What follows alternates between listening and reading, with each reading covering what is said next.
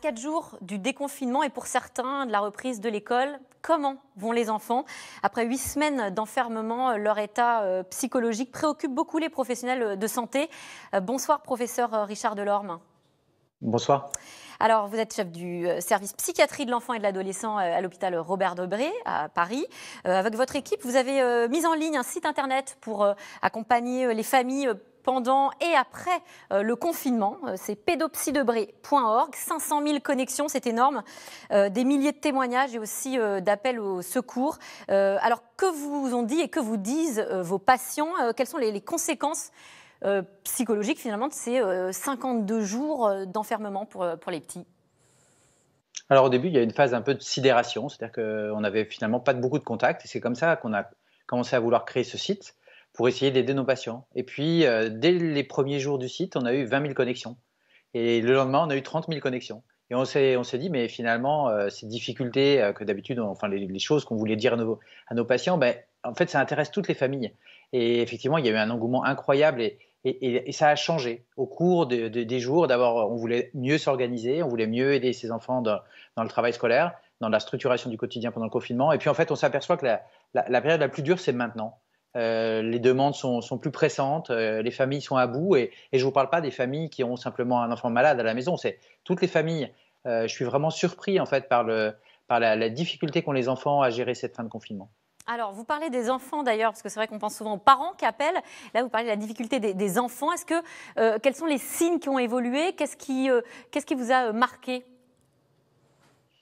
En fait, les parents rapportent des enfants qui ont changé, c'est des enfants qui ont pris du poids ou alors des enfants qui ont maigri, c'est des enfants qui ont du mal à continuer la routine de la maison. Au début, on arrivait à tenir les devoirs, à tenir l'horaire du sommeil et maintenant, les enfants, même des tout petits de moins de 10 ans, vont se coucher à 11 h du soir, minuit. Et donc, avec des parents qui disent, mais mon petit de 4 ans, il est ultra caractériel, je le reconnais plus. Et donc, et je crois que les parents se disent, mais qu'est-ce que c'est que ces choses qui ont changé? Et ces choses, ben, c'est un peu de dépression, c'est un peu d'anxiété. Et ce qu'on ressent nous en tant qu'adultes, en fait, les enfants l'expriment. Alors, c'est pas le même prisme, c'est pas la même manière de l'exprimer, mais c'est clairement les mêmes difficultés. Et vous dites carrément qu'ils paient le tribut de cette maladie. Est-ce qu'on leur a fait un peu trop porter le chapeau à ces enfants-là, à nos enfants? Alors, je crois que au début, en fait, on a commencé à dire que c'était eux qui étaient le vecteur de la maladie. Donc, je me souviens très bien. Moi j'ai 2 enfants. Quand je passe dans la rue, en fait, il y avait les personnes les plus âgées s'écartaient. Donc, au début, on leur a quand même fort porté un poids très, très marqué, hein, puisqu'ils considéraient comme étant très contagieux. Puis par la suite, en fait, on les a presque oubliés. On les a oubliés derrière l'ordinateur, derrière les devoirs. Mais quand on disait jogging, mais on ne pensait pas à son enfant. Donc, nous, en tant qu'adultes, on allait faire nos courses, on allait faire notre jogging. Mais où était l'enfant? Et donc, je crois que c'est vraiment ce message que j'ai voulu faire passer, c'est que en fait, l'enfant, c'est pas simplement une personne inerte, c'est une personne aussi qui est en situation de souffrance. Et je dis pas ça comme n'importe quelle, je dirais, comme personne qui serait bien pensante, mais les études sont là, hein, elles montrent qu'un enfant sur 3, que ce soit en Chine ou en Angleterre, a des symptômes dépressifs assez marqués, un enfant sur 3 a des troubles anxieux sévères, un adolescent sur 2 dit avoir des troubles anxieux qui le dérangent, et même ce qui me surprend beaucoup, c'est qu'un enfant sur 5 aussi est très préoccupé par les conditions financières de sa famille.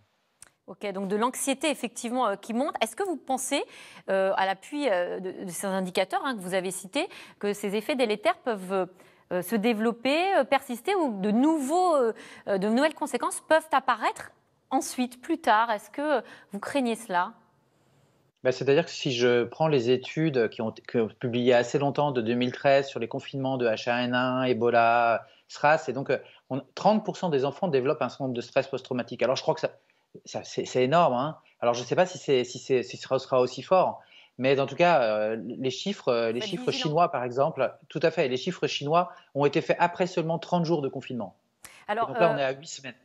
Alors là, on parlait plutôt des grands enfants, ou en tout cas des enfants qu'on peut déjà un petit peu observer derrière un écran, discuter avec lui. Pour les bébés, est-ce que vous avez repéré aussi des changements ou est-ce que vous en craignez? Je pense notamment à la situation des maternités pendant le confinement. Ce sont des nouveau-nés quand même qui sont nés avec des personnes masquées sans jamais voir parfois de nez et de bouche pendant des semaines, très peu de peau à peau, des mamans qui sont renvoyées très rapidement à la maison. Est-ce que ça aussi, c'est un impact certain? Dans tous les cas, c'est une alerte notable. Toutes les maternités ont essayé de faire des programmes, encore une fois, pour mieux accompagner les mamans. Mais il est évident que le milieu de la petite enfance est vraiment dans une situation de tension, parce qu'effectivement, ce qu'on faisait antérieurement d'accompagnement des mères en difficulté, ou même de toutes les mamans qui pouvaient décrire des difficultés affectives au décours de leur accouchement, les équipes ne sont pas là. Alors, comment on gère le déconfinement? Comment est-ce qu'on peut essayer peut-être de l'anticiper au mieux? Je ne sais pas, de donner des conseils sur votre site. Il y a des fiches très bien faites avec justement un accompagnement pas à pas.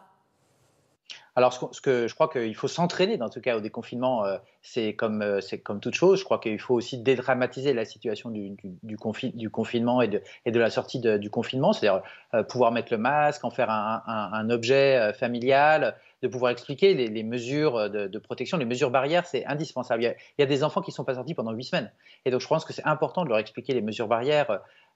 Ce matin, quand je suis arrivé à l'hôpital, il y avait des brancardiers et en fait, je les ai vus, ils étaient tous masqués et ils s'amusaient. Ils racontaient des blagues et je me suis dit, mais finalement, pour les enfants, c'est la même chose. Il faut aussi qu'on leur redonne aussi de l'espoir. Certes, il y a des masques, certes, il y a des mesures barrières, mais on va quand même s'amuser, on va quand même être dans des perspectives heureuses. Et que ça rentre dans les mœurs, finalement.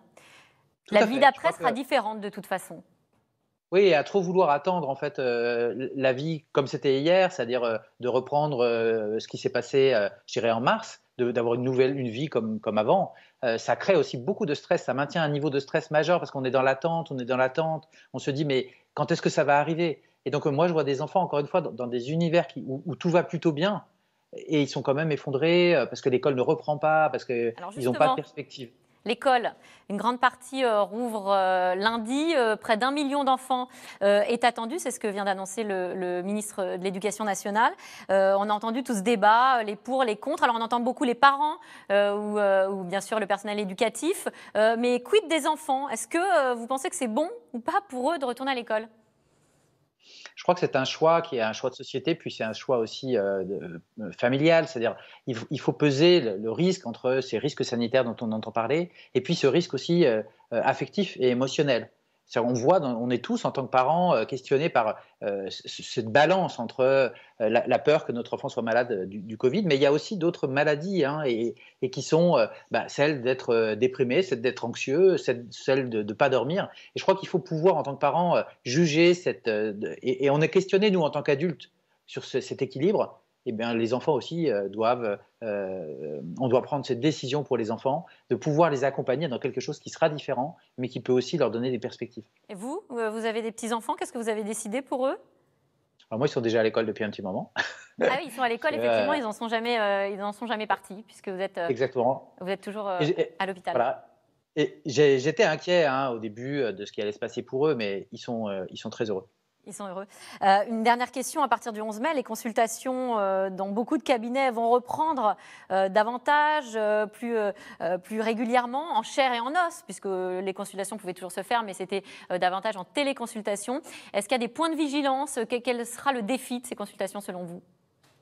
Je crois qu'on doit maintenir le maximum les mesures barrières si on a envie de se débarrasser entre guillemets de ce trouble, d'avoir une vie plus heureuse. Il faut absolument qu'on maintienne les mesures barrières. Et les enfants aussi. Je crois qu'il faut éduquer les enfants à pouvoir être vigilants aux mesures barrières, à pouvoir porter le masque.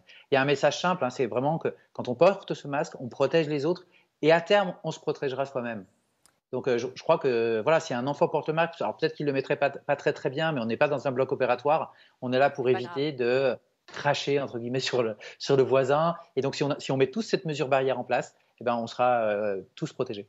Merci à vous, professeur Richard Delorme. Et je rappelle que pour ceux qui nous regardent et qui souhaitent trouver davantage d'informations ou même de soutien, il y a ce numéro vert 0805 827 827 et le site internet que vous avez mis en place, enfanceecovive.org, une hotline, et puis le site de Robert Debré dont j'ai parlé en début d'émission, que je redonne, pédopsydebré.org. Merci à vous.